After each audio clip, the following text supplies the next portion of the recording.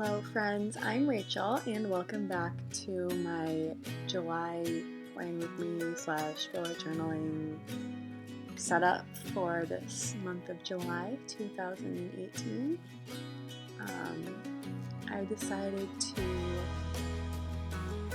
after all the pink of June, make this month another kind of cooler blue theme with some ocean and water imagery. Kind of like printed out all these photos before, which is way more than I need, but I'll probably use them throughout the month this month, so it's okay that I didn't use them all in my setup. But I just chose some favorites to lay out for a cover page. I don't feel right calling it a cover page, I know, because a lot of people use their cover page as more of a drawing kind of thing, and mine is definitely more of a mood board almost, with some quotes and stuff that I like, and a little tiny month so I can see all the days. But yeah, I don't really know what you guys prefer, if I just chat more or talk about like what I'm actively doing on the page. But here I'm just arranging the photos that I printed out into kind of a grid layout, something or other. And I usually use my cardstock paper just on the monthly calendar page so that I have something on the side to grab onto, but I've decided to give it a try on the cover page thing. I think I did 3 different versions of this title. That one wasn't it. Although honestly, I kind of wish I'd used that one, but I tore it in half because I decided I didn't like it, so I can't now. Yeah, so I just brought out the title a couple times. And then I settled on one with kind of simple lettering and almost like a starburst effect around it, and white gel pen on the letters to look kind of like bubbles rising to the surface. It turned out a little bigger than I wanted it to, but I still like it. I don't really know what to talk about when I'm just doing this basic setup kind of stuff, but, oh, okay. I chose this blue and water theme because one of my favorite things about summer is being able to swim, like, at night, outside, all that kind of fun stuff. I'm not really a big fan of, like, swimming in, like, lakes and stuff, but pools are excellent. It's like my favorite summer activity, and it's something that I've been trying to do a lot this summer because I have like chronic low back pain issues and stuff, and this is something that gives me a lot of pain relief and also a way to like exercise my muscles in like a different way than I usually use them, which is just like, holding yourself up straight whether you're sitting or standing, which gets really tiring after a while. You have some of those kind of issues. So this is just kind of like a representation of how much I love being in the water. What else? In this video, I didn't do a flip through of my month of June, just because it was getting kind of long anyways with how long it took me to figure out what I wanted this to look like and how I wanted to arrange stuff and everything. But I could do a flip through of the previous month if anybody would be interested in seeing that. My daily pages are kind of my favorite part of my bullet journal because most of the time I do a page a day and I lay every single page out. I like having that space to be creative and do something new every day if I want to, and just getting to be artistic every day. sometimes it feels like a lot, and then I'll do like a couple days to a page. But for the most part, I really do like to do something new every day.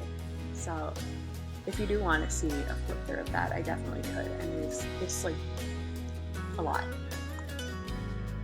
Yeah, I just like wasn't sure how much people like enjoyed seeing that versus actually physically setting something new up like I do in this video and my last one.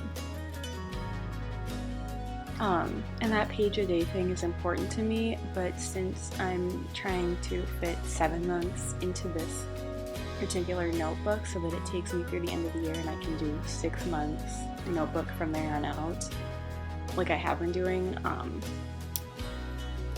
I have to kind of condense these monthly setup pages and not have like an individual cover page and mood board page and like habit tracker thing. It all just kind of has to fit into the dailies, because those dailies are like the crux of what I do in my journal. Like I like being able to record those memories by having a lot of space.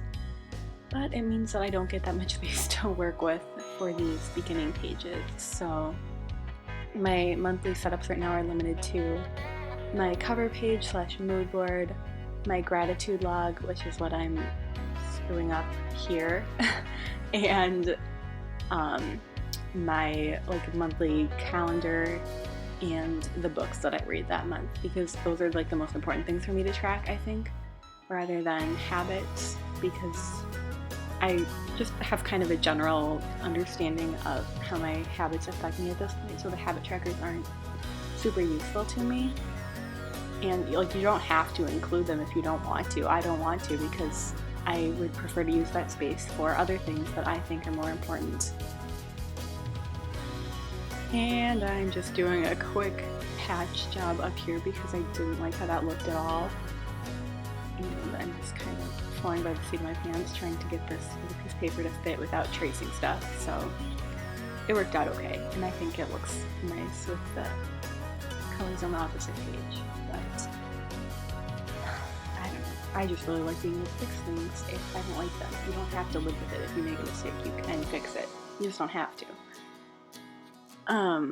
And then I'm just numbering out my days. I usually write a sentence every day and try to fill the space in that line. So I'll often like list things, just like list it out like with commas and stuff until I fill the space.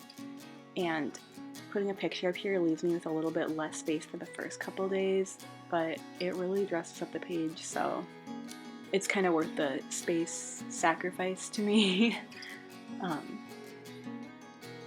Yeah, and then I just added a little piece of thin washi tape at the bottom and moved on to my monthly spread, or the monthly calendar spread, I guess.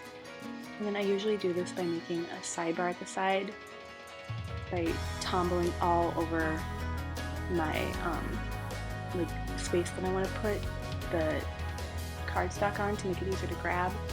And I put it all over. Like, there's a time to skimp on adhesive tape, but this is not it.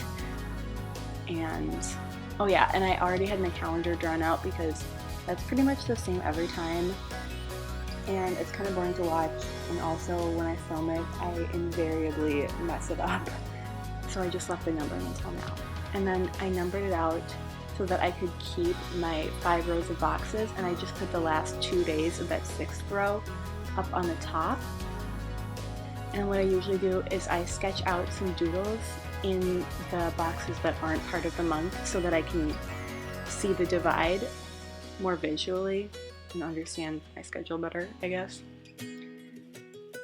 And then the last thing I do is make my reading log, and I just usually put like a little photo up there to decorate it a little bit and write the title. And then I put 2 columns, one for like the dates that I was reading those books and one for the titles of the books. And usually this page gets pretty well filled out, but it all kind of depends on the month. My one for this month didn't get that filled out because I was reading really long books. But I do like a start and finish date in the first 2 rows and then skip a space and do the like title and author. And that's pretty much all I did for this setup. It was still like pretty decorated like I did last month, but simple in terms of how many pages I set up and like how I'm going to use them. And here I'm just flipping through. I'll even show you some close-ups of how the individual pages turned out. So I hope that this maybe gave someone some ideas, or that you just enjoyed watching some organization. That's all for this setup. I hope later this month to make a supply video, and maybe somewhere down the line do something like a week of dailies, since that is my favorite thing to do. So let me know if you have any interest in either of those, and I will see you next time. Bye!